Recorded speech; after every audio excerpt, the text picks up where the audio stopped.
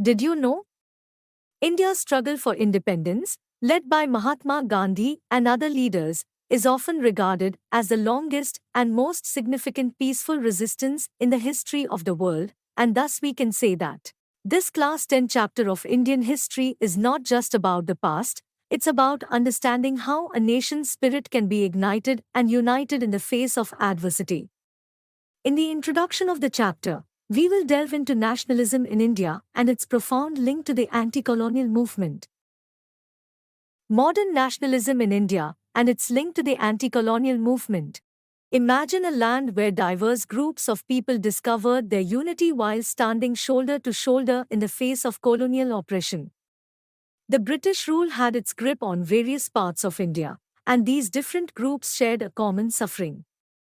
This shared oppression created a unique bond among them. Now, here is the interesting part. Each class and group experienced colonialism in its own way, which led to varied notions of freedom. Some sought economic freedom, while others yearned for political independence. This diversity was both a challenge and an opportunity. Mahatma Gandhi, often lovingly referred to as the father of the nation, understood the need to unite these diverse groups within one powerful movement. He realized that the strength of a nation lay in its unity. Now, let's journey into the growth of nationalism in India. The seeds of nationalism were sown in the 1920s during two important movements, the non-cooperation movement and the civil disobedience movement. These movements were like sparks that ignited a wildfire of nationalism. The Congress played a pivotal role during this time. Its aim was not just to develop the national movement but also to include different social groups. This inclusivity was the essence of their strategy. As nationalism gained momentum, various groups across India enthusiastically joined the movement. It was like a grand mosaic, with each group contributing a unique piece to the overall picture. However, this unity within the movement did not come without its fair share of conflicts and negotiations among these different groups. Nationalism capturing the imagination of people. Imagine a canvas on which new symbols, icons, songs, and ideas were painted with vibrant colors. These elements weren't just ordinary, they were the building blocks of a new identity, a new sense of belonging. They created links that transcended the boundaries of communities and regions. As people rallied behind the cause of nationalism, their understanding of who they were and where they belonged began to shift. It was a transformative journey, where individuals started to see themselves as part of a larger whole, a nation in the making.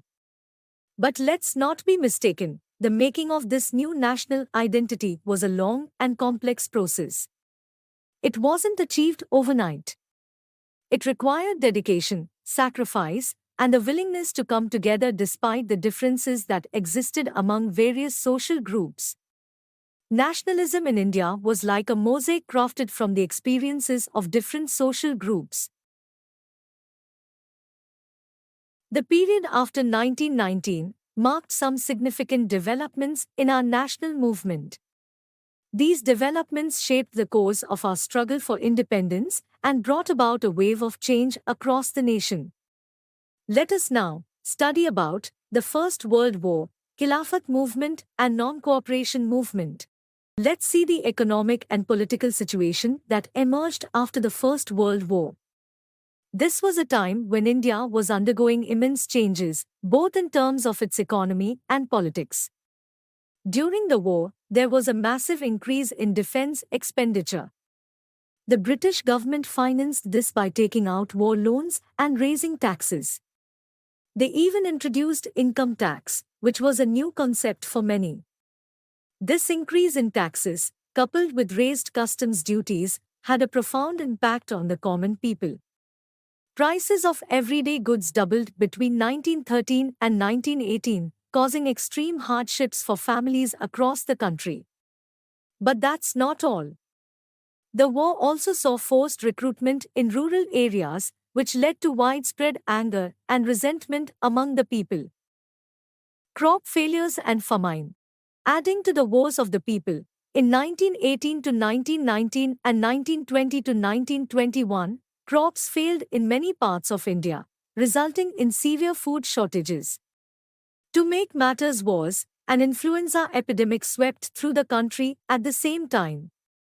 It was a devastating combination. People had hoped that their hardships would ease after the war, but unfortunately, that did not happen. It was in the midst of these challenging times that a new leader emerged, bringing with him a new vision for our national movement. Now, here is an interesting fact for you. This new leader was none other than Mahatma Gandhi. He had witnessed the sufferings of the people during the war and was deeply moved. Gandhi realized that the time had come for a new mode of struggle, a way to channel the frustration and aspirations of the masses into a powerful force for change. Let's solve a quick question to revise what we have learned. What was the impact of the war on the Indian economy? The correct answer is option C. The war led to a massive increase in defense expenditure, which was financed by war loans and increased taxes, including raised customs duties and the introduction of income tax. Imagine a force so powerful that it could change the course of history without firing a single shot. This force was Mahatma Gandhi's Satyagraha, a profound philosophy of non-violent resistance that shook British Empire and inspired nations. The idea of Satyagraha. After his return to India, Mahatma Gandhi organized several Satyagraha movements across the nation. But what is Satyagraha? Well, it's a unique concept that Gandhi introduced, and it revolves around the idea of fighting against oppression without using violence. Champaran movement in 1917. Let's journey back to 1917 when Gandhi embarked on a significant mission. He traveled to Champaran, a region in Bihar, to support the oppressed peasants who were suffering under the yoke of an unjust plantation system. Picture this: Gandhi's mere presence, his commitment to non-violence, and his unwavering dedication to justice inspired these peasants. They found the courage to stand up for their rights and demand better working conditions. It was a true testament to the power of Satyagraha. Kheda Satyagraha in 1917. Now, let's hop over to the Kheda district of Gujarat in the same year. Here, Gandhi organized another Satyagraha, this time to support peasants who were grappling with the twin disasters of crop failure and a plague epidemic. These peasants faced a severe crisis. They couldn't pay their taxes due to the calamities that had befallen them. So, they raised their voices and demanded a relaxation of revenue collection. Ahmedabad Cotton Mill Workers Satyagraha in 1918. Gandhi went to Ahmedabad to organize a Satyagraha movement amongst cotton mill workers. The movement aimed to improve working conditions and wages for the workers. Students, picture a time when your very right to protest, speak, or assemble freely was under threat. This was the grim reality faced by many during the era of the Rowlatt Act. Let us now learn about Mahatma Gandhi's nationwide Satyagraha against the Rowlatt Act. In 1919, Gandhiji took up the mantle of leadership and initiated a nationwide Satyagraha against the Rowlatt Act. This act granted the British government extensive powers to suppress political activities. It was a dark cloud looming over our freedom struggle.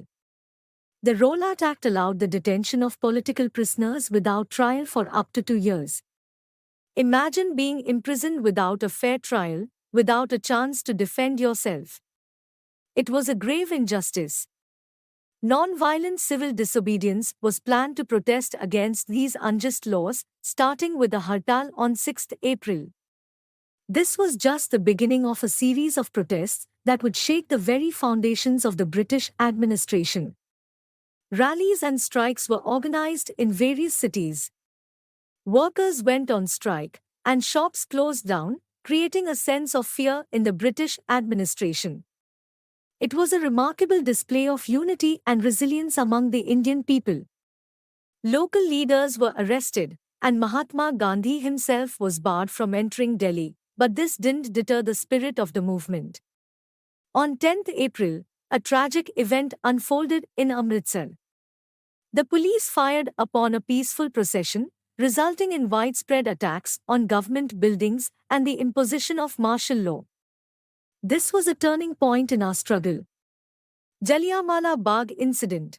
Then came the Jallianwala Bagh Incident on 13 April 1919. A large crowd had gathered at this enclosed ground, some to protest against the government's repressive measures, while others were attending the Baisakhi fair. Imagine the horror when General Dyer, the British officer in charge, entered the area, blocked the exits, and opened fire on the crowd. Hundreds lost their lives in this ruthless act, all in the name of creating fear and awe among Satyagrahis. It was a dark day in our history. After the Jallianwala Bagh massacre, people were furious. Strikes, clashes with the police, and attacks on government buildings swept across the nation. The government responded with brutal repression, humiliating and terrorizing people. In the face of such adversity, Mahatma Gandhi called off the movement. He realized the need for a broader-based movement that could unite Hindus and Muslims. Let us now see how Gandhiji united Hindus and Muslims through the Khilafat issue. Gandhiji saw an opportunity to unite Muslims and Hindus. There were concerns about the harsh peace treaty being imposed on the defeated Ottoman Turkey, the ruler of the Islamic Caliphate. The Khilafat Committee was formed in Bombay in March 1919, and Muslim leaders like Muhammad Ali and Shaukat Ali began discussing the possibility of united mass action with Mahatma Gandhi. This was a significant step toward unity in our freedom struggle. At the Calcutta session of the Congress in September 1920, Gandhiji convinced other leaders of the need to start a non-cooperation movement in support of Khilafat and Swaraj. This marked the beginning of a new phase in our fight for independence, one that would see Hindus and Muslims standing shoulder to shoulder in pursuit of a shared goal. Let us now learn about a powerful lesson in history where ordinary individuals ignited an extraordinary revolution by simply refusing to cooperate with oppression. What led Mahatma Gandhi to propose the idea of non-cooperation as a means to challenge and ultimately overthrow British rule in India? In his influential work, Hind Swaraj, published in 1909, Mahatma Gandhi made a profound observation.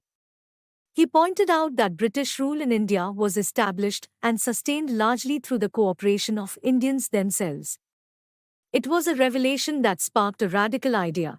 If Indians refused to cooperate with the British, their rule would crumble like a house of cards. Imagine a giant machine that needs constant fuel to keep running. In this analogy, British rule was that machine, and the fuel was Indian cooperation.